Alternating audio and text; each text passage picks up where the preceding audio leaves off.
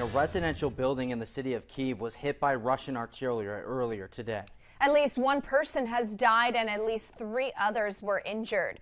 Several police were carried away on stretchers as firefighters rescued them from the burning building. Several others were treated at the scene. There were also other strikes overnight on the nearby towns of Irpin, Bucha, and Hostomel, which have seen some of the worst fighting in Russia's attempt to take the capital. So with the developments of this explosion, the crisis in Ukraine is intensifying. The UN estimates nearly 600 civilians have been killed since Russian forces attacked. Over the weekend, an American journalist was among those who died, and there are concerns that Russia is moving closer to NATO's doorstep.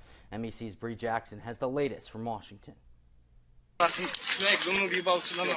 Ukrainian officials say nearly 30 missiles were fired at Ukraine's most famous military base, killing at least 35, wounding more than 100, and shattering a sense of safety in the city of Lviv, which sits just west. There is no safe place in Ukraine right now because you're in war with a country who has missiles who can fly to any capital in the European Union.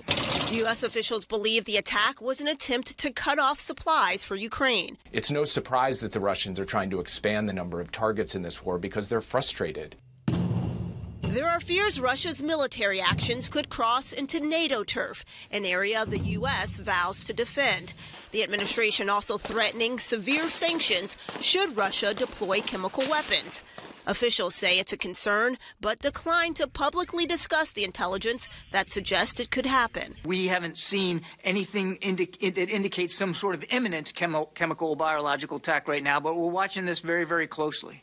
There's also a warning to China and other countries who may attempt to aid Russia's war efforts. If they think that they can basically bail Russia out, they can give Russia a workaround to the sanctions that we've imposed, they should have another thing coming. More assistance is coming to Ukraine. The White House is rushing to get an additional $200 million in U.S. military equipment to the front lines. Today, national security and State Department officials will travel to Rome to meet with their Chinese counterparts. Among other things, they'll discuss Russia's invasion of Ukraine. In Washington, I'm Bree Jackson for NBC News.